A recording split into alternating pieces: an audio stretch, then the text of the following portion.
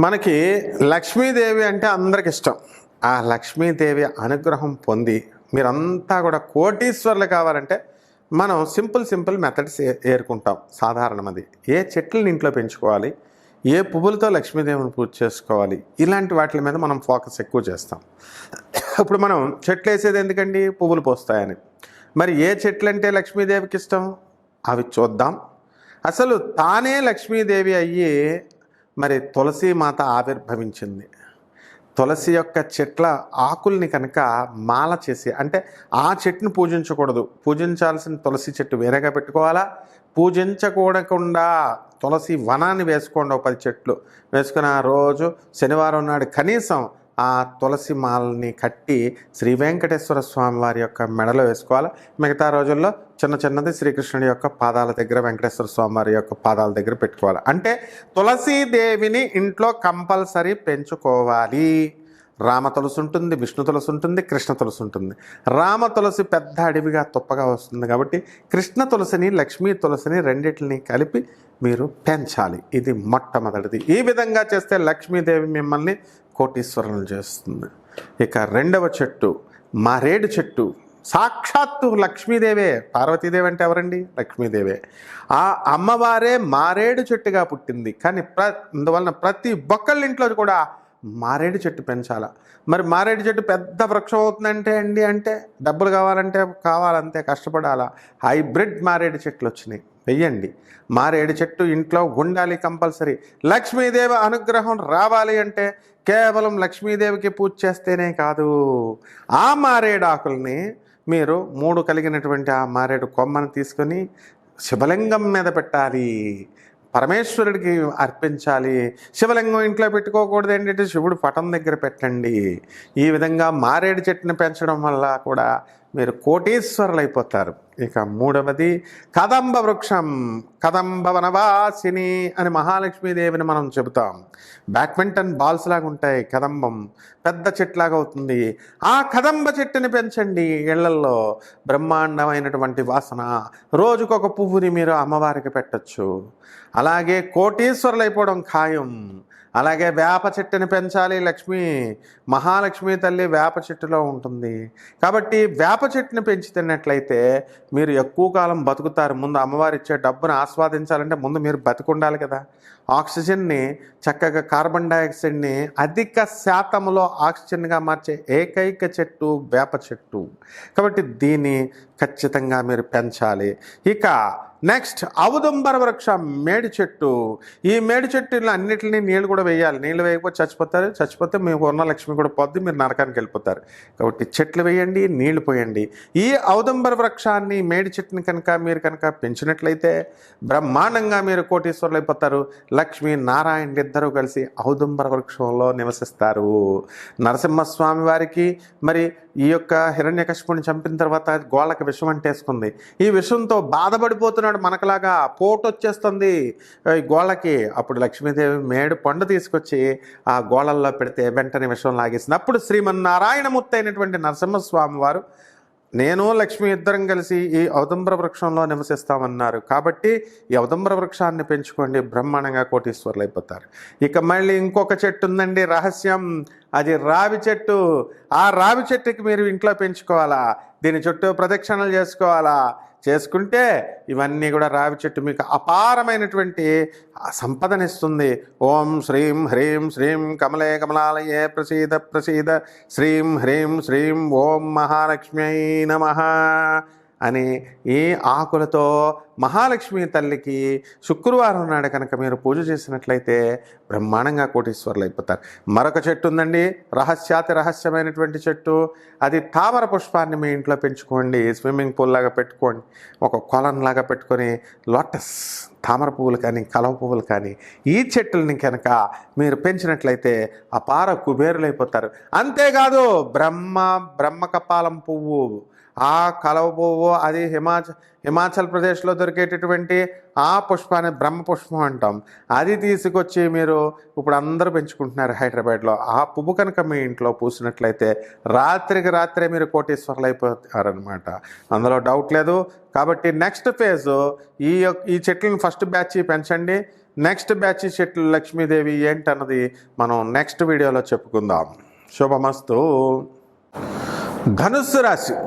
ఈ ధనుస్సు రాశి వారికి ఆషాఢం వెళ్ళిపోయిన తర్వాత ఆషాఢ మాసంలో డబ్బే డబ్బు, వద్దంటే డబ్బు. అసలు మీరు ఊహలోకి మీ యొక్క ఆలోచన శక్తి ఎక్కడికో వెళ్ళిపోతారు. అసలు అదృష్టం వెనకాల మీరు పరిగెడుతున్నారా లేకపోతే మీ వెనక అదృష్టం పరిగెడుతుందా అని మతిపోతుందన్నమాట జనాలందరికీ. ఎంతవరకు స్థలాలు బిల్డింగ్లు అమ్మనటువంటి వాళ్ళ అపార్ట్మెంట్లు బిల్డర్లు ఎవరైతే ఉన్నారో అన్నీ అమ్మి పడేస్తారు. షాపింగ్ మాల్లు కట్టి అందులో సగం మీరు ఉంచుకుంటారు. అంత బ్రహ్మాండంగా ఈ యొక్క ధనుస్సు రాశి వారికి ఉంది. మరి వివిధ వృత్తుల్లో ప్రైవేట్ ఉద్యోగస్తులు ఎవరైతే ఉన్నారో వాళ్ళందరికీ జీతభత్యాలు పెరుగుతాయి. యాజమాన్యాలు మిమ్మల్ని గుర్తిస్తారు. మీ పనితీరును చూసి మీ కొలీగ్స్, తర్వాత మీ క్రింద పనిచేస్తున్నటువంటి సబార్డినేట్స్ అందరూ కూడా మీకు బ్రహ్మాండంగా మిమ్మల్ని మెచ్చుకుంటారు. మీ అభిమానులైపోతారు వాళ్ళు. అలాగే ఈ యొక్క ధనుస్సు రాశి వారికి మహిళలకి మనశ్శాంతి, ప్రేమ వ్యవహారాల్లో సక్సెస్. ఫోన్లు పట్టుకుంటే 24 గంటలు ఫోన్లు వదలబుద్ధి అయ్యిదనమాట. ఆ విధంగా శుక్రుడు రాహువు మరి వీళ్ళని అలా ప్రేరేపితం చేస్తాడు. కుజగురుల కలయిక వలన మీ మాటలు అవతల వాళ్ళు మెస్మరైజ్ అయిపోతారు, మీకు ఫ్యాన్స్ అయిపోతారు. ఈ నెలలో మీకు తిరుగులేదు. అయితే ఈ యొక్క ధనుస్సు రాశి వారికి రాజ్యస్థితిగతుడైనటువంటి కేతుగ్రహ ప్రభావం వలన ఉద్యోగంలో సడన్ మార్పు, ఎదుగుదల, అపజయం అనేటటువంటిది లేదు. కాబట్టి దుప్పట కప్పుకొని మీరు పడుకున్నప్పటికీ కూడా మీకు సక్సెస్ అనేటటువంటిది మీ వెంట నడుచుకుని వస్తుంది. ఎలక్ట్రానిక్స్ రంగంలో ఉన్నటువంటి వాళ్ళు మరి వాళ్ళ దెబ్బతినేటటువంటి అవకాశాలు ఉన్నాయి. సాఫ్ట్వేర్ రంగంలో ఉన్నటువంటి వాళ్ళకి కొత్త ప్రాజెక్ట్స్ రాకుండా ఉండడానికి అవకాశాలు ఉన్నాయి. కాబట్టి అలా వెళ్ళకండి. అలాగే ఇంతకాలం పనిచేస్తున్నటువంటి అవనటువంటి పనులన్నీ కూడా మీకు పూర్తయిపోవడం అనేటటువంటిది జరుగుతుంది. కాబట్టి ఏదైనా సరే గ్రాండ్ సక్సెస్. ధనుస్సు రాశి వారి మహిళలంతా కూడా సంతోషంగా ఉండేటటువంటి అవకాశాలు. అలాగే ఈ యొక్క ధనుస్సు రాశి వారికి మనం రైతులంతా కూడా మంచి పంటలు పండిస్తారు. అలాగే చక్కగా మీరు అనుకున్నదంతా కూడా మీరు సాధించగలుగుతారు. మరి మహిళలంతా కూడా మీరు కోరుకున్న చోట్లకి ట్రాన్స్ఫర్స్ రావడానికి అవకాశాలు ఉంటాయి. అలాగే ఇతర రాష్ట్రాలకి ఇతర దేశాలకి వెళ్ళి మీరు ఉండడానికి అవకాశాలు ఉంటాయి. కాబట్టి ఈ విధంగా ధనుస్సు రాశి ఏ విధంగా చూసినా సరే విద్యార్థులు ప్రభుత్వ ఉద్యోగాలు కొట్టేయడానికి అవకాశాలు ఉన్నాయి. ఎక్కువ మార్కుల్లో మీరు పాస్ అవ్వడానికి అవకాశాలు ఉన్నాయి. కాబట్టి ధనుస్సు రాశి వాళ్ళంతా కూడా ఆలోచన సరళి మారిపోతుంది. ఇంతవరకు నార్మల్ రేంజ్లో ఆలోచించినటువంటి మీరంతా కూడా హైఫైల్గా ఆలోచించడము, ఉన్నతంగా ఆలోచించడము అనేటటువంటిది ఉంటుంది. అలాగే దేవాలయాల చుట్టూ తిరుగుతారు. బంధుమిత్రులు విందు కార్యక్రమాల్లో పాల్గొనడం అనేటటువంటిది చేస్తారు. సినీ సంగీత సాహిత్య రంగాలలో ఉన్నటువంటి వాళ్ళంతా కూడా బ్రహ్మాండంగా ఉంటారు. మరి రెమెడీస్ దగ్గరికి వచ్చేసరికి ఈ యొక్క ధనుస్సు రాశి వారు ఏం చేయాలి అండి అని అంటే చిన్నమస్తాదేవి యొక్క హోమం చేసుకోవాలా.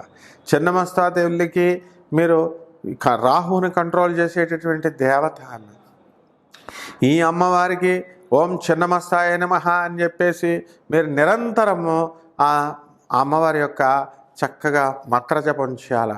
మరి అలాగే రావి చెట్టుకి నీళ్లు చుట్టి దగ్గరగా మీరు 54 సార్లు ప్రదక్షిణ చేయాలా. ఆ విధంగా కనుక చేసినట్లయితే బ్రహ్మాండంగా ఉంటుంది. రెమెడీస్. మరి ఈ యొక్క మీ జాతకం ఈ ఆషాఢ మాసం తర్వాత ఇంకా బాగుండాలి అంటే ఏం చేయాలి అంటే పంచమహాకాళికలలో ఒకటైనటువంటి బగలాముఖి అమ్మవారి యొక్క హోమం చేసుకోండి. ఓం బగలాముఖ్యై నమః అనేటటువంటి మహామంత్రాన్ని జపించండి. మరి ఇది అసలే ఆషాఢ మాసం. బోనాలు పట్టుకెళ్ళండి. అక్కడ ఉన్నటువంటి మీ ఇళ్ళ దగ్గర ఉన్నటువంటి ఆంధ్రాలో కానీ మరి తెలంగాణలో కానీ ఏ అమ్మవారికైనా ప్రసాదం పట్టుకెళ్ళడమే బోనము. కుండ నెత్తి మీద పెట్టండి. అమ్మవారికి నైవేద్యాలు పట్టుకెళ్ళండి. అమ్మవారి గుడికి 108 ప్రదక్షిణాలు చేయండి. ఏ అమ్మవారైనా సరే ఆ యొక్క ఈ యొక్క బోనాలని మహానివేదన్ని మీరు అమ్మవారికి సమర్పించండి. అలాగే మీ ఇంట్లో బగలాముఖి అమ్మవారి యొక్క హోమం చేయించుకోవండి. తర్వాత జపము కంపల్సరీ.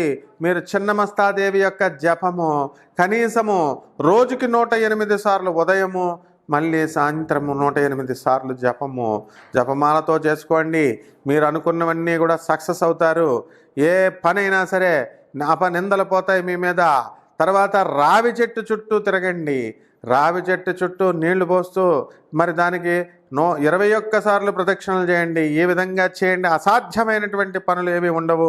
మరి మీరు అనుకున్నది ఇంతకాలంగా మీరు అనుకుంటున్నారు నాకు ఈ పని అవ్వడం లేదండి అని. బిల్స్ కాంట్రాక్టర్లు ఎవరైతే ఉన్నారో గవర్నమెంట్ నుంచి రావాల్సినటువంటి బిల్స్ అన్నీ కూడా వచ్చేస్తాయి. నేను 2 సంవత్సరాల నుంచి ప్రేమలో ఉన్నానండి, వీళ్ళ చుట్టూ తిరుగుతున్నాను, సక్సెస్ కాలేకపోతున్నాను అనేటటువంటి వాళ్ళకి మీకు అవతల వాళ్ళు వశీకరణం అయిపోతారు. దశమహావిద్యల్లో ఉన్నటువంటి హోమం ఇది. కుంకుమార్చనతో క్రీమ్ క్రీమ్ క్రీమ్ అంటూ మీరు అమ్మవారి యొక్క ఆ యొక్క యంత్రం పైన కానీ, అమ్మవారి యొక్క పాదపద్మాల దగ్గర కానీ, ఆ చిన్నమస్తాదేవి యొక్క పాదాల దగ్గర కుంకుమార్చన చేయండి. మీరు అనుకున్నది మీరు సాధిస్తారు. అలాగే మరి రాహువుని కంట్రోల్ చేయాలి. మినుముల్ని, కిలోంపావు మినుముల్ని, ఆవు పేడ రంగు ఉన్నటువంటి వస్త్రాల్ని పేద బ్రాహ్మణులకి దానం చేయండి. అది కూడా శనివారం కరెక్ట్గా ఉదయం 8 గంటలకు చేయాలి. మరి అలాగే చక్కగా నవగ్రహాల చుట్టూ ప్రదక్షిణ చేయండి. ప్రదక్షిణ చేసి మీరు మనల్ని చక్కగా ఈ యొక్క రాహుకి ఓం రాహవే నమః అనేటటువంటి మహామంత్రంతో మీరు జపం చేయడం ద్వారా ఈ రాశి వారందరూ కూడా బ్రహ్మాండంగా వృద్ధిలోకి వస్తారు. ఈ నెల మీరు విజయాల్ని చవిచూస్తారు.